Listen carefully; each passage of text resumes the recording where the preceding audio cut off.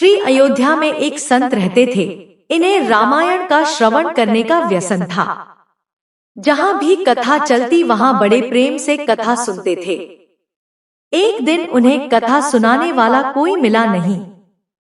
वहीं पास से एक पंडित जी रामायण की पोथी लेकर जा रहे थे। पंडित जी ने संत को प्रणाम किया और पूछा कि महाराज, क्या सेवा करें? संत ने कहा, पंडित जी, रामायण की कथा सुना दो, परंतु हमारे पास दक्षिणा देने के लिए रुपया नहीं है। हम तो साधु हैं। माला, लंगोटी और कमंडल के अलावा कुछ नहीं है। कथा भी एकांत में सुनने का मन है हमारा। पंडित जी ने कहा, ठीक है महाराज। संत और कथा सुनाने वाले पंडित जी दोनों सरयू जी के किनारे कुंजों में जा बैठे। पंडित जी और संत रोज वहां विराजते और कथा चलती रहती। संत बड़े प्रेम से कथा श्रवण करते थे। कभी कभी तो वे भाव विभोर होकर नृत्य करने लगते तो कभी रोने लगते। जब कथा समाप्त हुई तब संत ने पंडित जी से कहा, पंडित जी, आपने बहुत अच्छी कथा सुनाई। हम बहुत प्रसन्न हैं। हमारे पास दक्षिणा देने के लिए रुपया तो नहीं है, परंतु आज आपको जो चाहिए वह आप मांगो। संत सिद्ध कोटि के प्रेमी थे।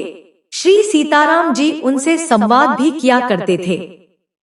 पंडित जी बोले, महाराज, हम बहुत गरीब हैं।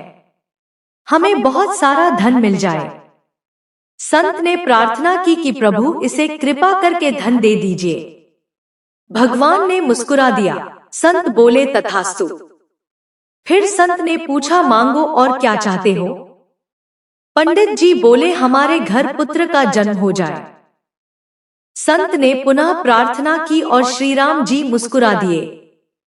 संत बोले, तथास्तु। तुम्हें बहुत अच्छा ज्ञानी पुत्र होगा। फिर संत बोले, और कुछ मांगना है तो मांग लो। पंडित जी बोले, श्री सीताराम जी की अखंड भक्ति प्रेम हमें प्राप्त हो। संत बोले, नहीं, यह नहीं मिलेगा। पंडित जी आश्चर्य में पड़ गए कि महात्मा क्या बोल गए। पंडित जी ने पूछा, संत भगवान, यह बात समझ नहीं आई। संत बोले, तुम्हारे मन में प्रथम प्राथमिकता धन, सम्मान, घर की है।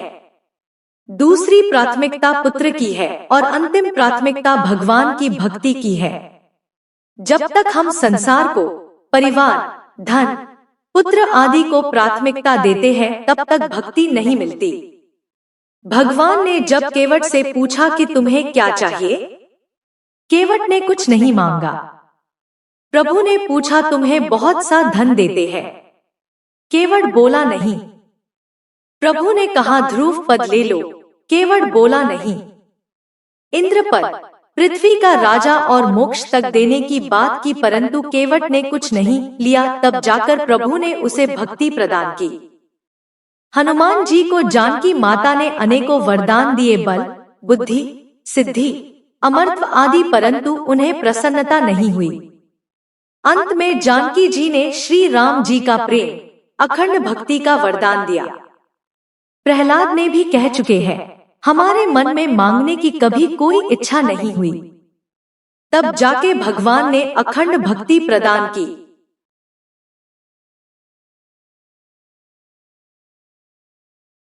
Include replacement text.